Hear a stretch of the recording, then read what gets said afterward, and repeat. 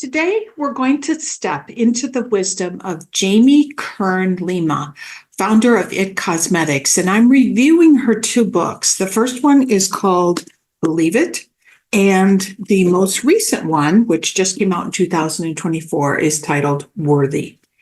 Jamie founded It Cosmetics, and 8 years later, just to give you a little background history on Jamie, she sold it to L'Oreal for $1.2 billion and subsequently became the first woman to hold the title of CEO in all of L'Oreal's 108-year history. Jamie's a real woman and an authentic woman. I think a very special woman who shares so many good insights on her journey.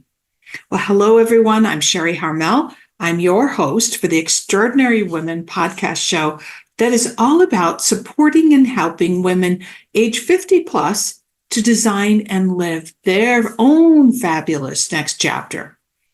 Jamie's first book, as I mentioned, Believe It, came out in 2021. I have carried this book, honestly, on airplanes. I've had it in suitcases between Paris, between Boston to Minneapolis. It just touched me that deeply. It's the story of how Jamie had the idea of what she would define as a real and authentic cosmetic company and actually produced real makeup products for real women. She used herself as an example of many of the products in the promotions. Jamie suffers from rosacea, and she also had other women, real women like you and I, who were in her ads and her promotions. Not that typical 25-year-old who's selling anti-aging products. Jamie's big break came when she got on QVC. But the book shares, which I think is so important in today's world, she shares all of those years of hard work that led up to finally being on QVC. And basically that QVC promotion launched It Cosmetics into the stratosphere. Well, much like many of us, Believe It is really a story of a woman who doesn't fit the typical beauty mold. Maybe a woman like us with flaws, with wrinkles, a curvy figure, with a rounder face. I can relate to all of that. I'm going to share parts of this book with you because I think it's really important. She says, I've learned that sharing our true, flawed, authentic selves is the only way real connection and love can happen. It's the only way to step into our full power and purpose. Love this. I believe that the core foundation to my work to help women like you design their own fabulous next chapters is about that real connection with yourself. Now, even if you were blessed with beauty, you had amazing opportunities that you jumped on throughout your life. Maybe you did a phenomenal job of balancing raising your kids with the rest of your life. I want to say midlife changes everything. And it is you who has to believe you can make your next chapter fantastic. That former beauty, the success that you had, the motherhood, is kind of all a thing of the past, right? There's a new you that's showing up at this point in your life.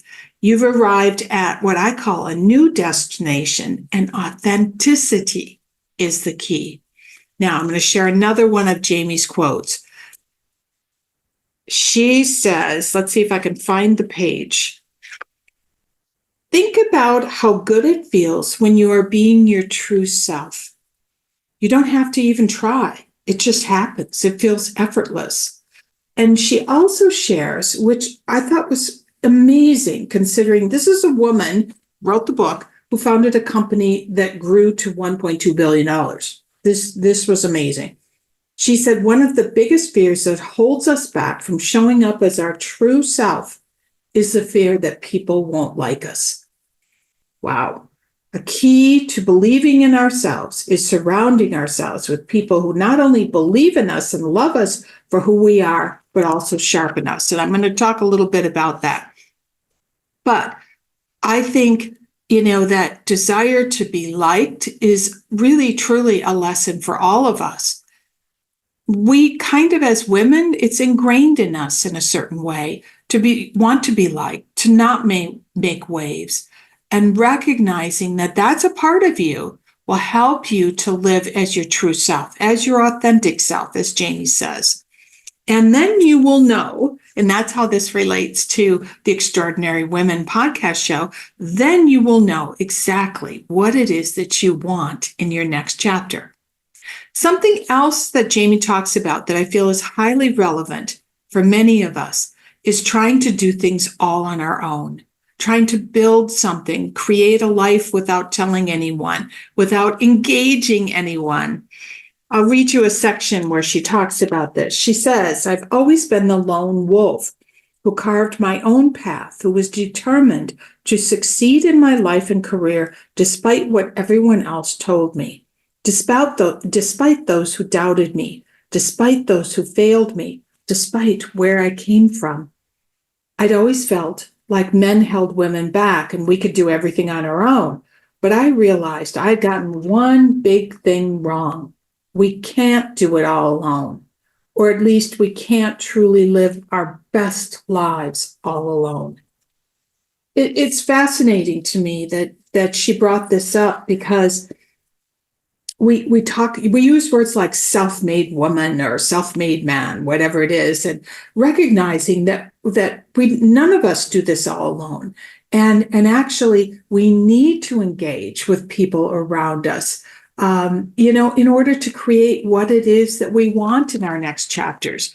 What that is, what our real dream is for our next chapter, can't be a secret. It can't be hidden. Secret dreams are, I call them, just fantasies. I've had a few of mine in my lifetime. Because we don't tell anybody about them, so that we don't publicly have to fail, what truly happens is that, because we don't tell anyone, we don't ask for any help, and we don't make any connections that would really help us on our journey. So bottom line, secret dreams never come true. I thought that was just a beautiful comment from Jamie, and throughout this book, believe it, you will get nuggets. I have so many underlinings, you won't believe it. The second book just came out, and it's titled Worthy: How to Believe You Are Enough and Transform Your Life. This book is much more of almost a coaching book, I want to say. And Jamie really walks her talk, because 100% of the proceeds of this particular book are donated to Feeding America and programs dedicated to building self-worth in girls and women. There's also loads of free exercises and whatnot. I don't know if you can see it, but there's downloadable inside. There's a QR code for you to get all kinds of exercises, extra exercises that are maybe not pointed out in this book. So I think it's really great. This book, though, sort of surprised me at first, because I thought, here's a woman who built up and sold her cosmetic company for this amazing amount of money. And how could worthy be a topic that she wants to explore? She tells her story, and it's actually quite believable, but she goes into the story of how she first met Oprah. And Oprah, it plays a role in this book, which you may or may not like. But there were some tidbits of information in her interactions with Oprah that I thought were really valuable for all of us. First of all, she talks about the cancel culture and how the most prevalent form of the cancel culture is one that no one talks about, and that is how we cancel ourselves. Now, that statement made me sit up. Then she goes on to talk about this class that she and Oprah did together, which I thought was really kind of interesting. And she says, I think Oprah actually said this, you don't become what you want. You can have the greatest heart desire. We all have it, don't we? And work really, really hard, so hard. But if you don't believe you are worthy, it will not come. Being worthy, and I'm paraphrasing a little bit, is the magic formula. I thought that was great. Jamie goes on to define, the difference between self-worth and self-confidence. And in a nutshell, self-worth is more internal. It's a belief that you are worthy of whatever goodness it is that you want in your life. It's how you feel on the inside. Self-confidence, in contrast, is what you show others. And self-confidence is often based on what you do, the achievements that you've had, the accomplishments you've attained. She describes, this was beautiful, she describes self-worth as your foundation and self-confidence as the house that you build on top of the foundation. I love that description. I'm a very visual person, and to me, that made perfect sense, because I could imagine if that foundation isn't strong, if the foundation isn't solid, what kind of a house is going to be built on top of it. We've all had careers. We've all, raised the kids. We've been in, we're still in, or maybe have been in a marriage. And you might wonder, Sharri, wait a minute. Why are you bringing this up? Why are we talking about worthy when the Extraordinary Women show is all about women 50 plus who are designing their own next chapters? Well, when you decide to shift your life into another chapter, you want to really celebrate that next chapter, whether it's a retirement that you want to achieve or really start, if you want to call it that, an empty nest, even a divorce. Maybe you want to change the relationship you have with your partner. That house that you built and lived in before the house suddenly shifts. And I say that because sometimes the things that gave us self-confidence, the achievements, the accomplishments, the things that we did out in the world, the recognition we got for our positions, our roles, suddenly changes when we hit this next chapter, when we hit this point in our lives where, we don't go to the meetings, we're not listed in the program as such. All of that, suddenly shifts. Our next chapter, we have to build a new house because our self-confidence is going to come from something else. Now, the foundation is still there. And we need to talk about that foundation, because the foundation is what's going to allow you to build an amazing house. So I'm going to talk about, in chapter 4, Jamie goes into this in great detail. She talks about how, that worthiness, which is that foundation, self-worth, is always unfolding. It's a lifelong voyage, as she calls it, and it continues each day. I'm going to talk, though, a little bit, or read you a little bit of what Jamie says, see if I can get to the page, about the ways to change your self-worth. Remember, the self-worth is your foundation. How do you build your self-worth? And Jamie very eloquently talks about how changing your self-worth is actually related to changing your relationship with rejection. Going to give you something. Everything in life simply carries the meaning we attach to it. That meaning creates the emotions that we feel around it, and the emotions we feel then create our life experience. When you change the meaning you assign to something and truly believe that meaning, everything starts to shift. Disappointment becomes divine trust. Self-loathing becomes gratitude. Rejection becomes resiliency. Self-worth solidifies. And she says, when you change your relationship with rejection and failure, you change your life. I thought that was something. In some ways it made me chuckle. In other ways, it kind of made me sad and made me realize that maybe I've attached a meaning to the rejections that I've experienced in my life. And there have been many, truly.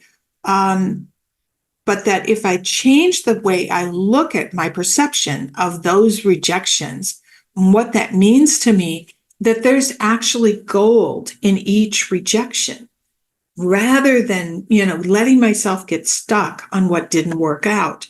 The ending of my 20-year marriage, some of you can relate. I can now look back and embrace all the happiness and experiences I had in my life, during the marriage, obviously every marriage has some goodness that comes out of it, but also what have I gained by having the courage to end what was a very, very unhappy marriage.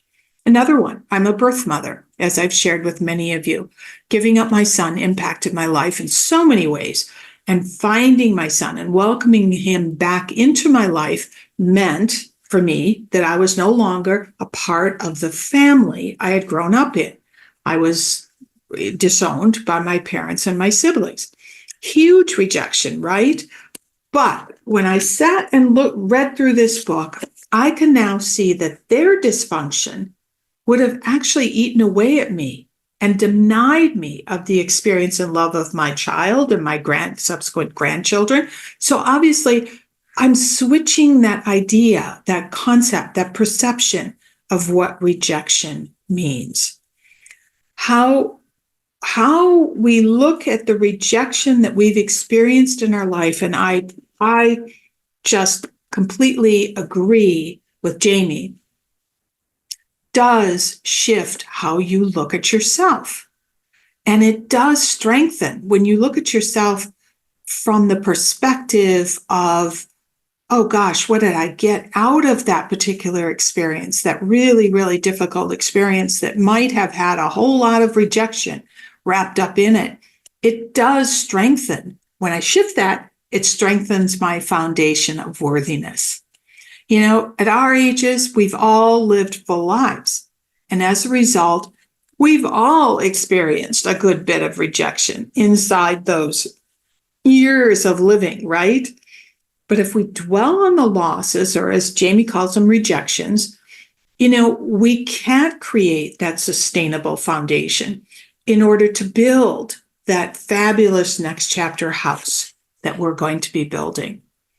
Now, chapter 14, I'm jumping ahead a little bit, is quite relevant for us because it gets into, okay, so what do we do?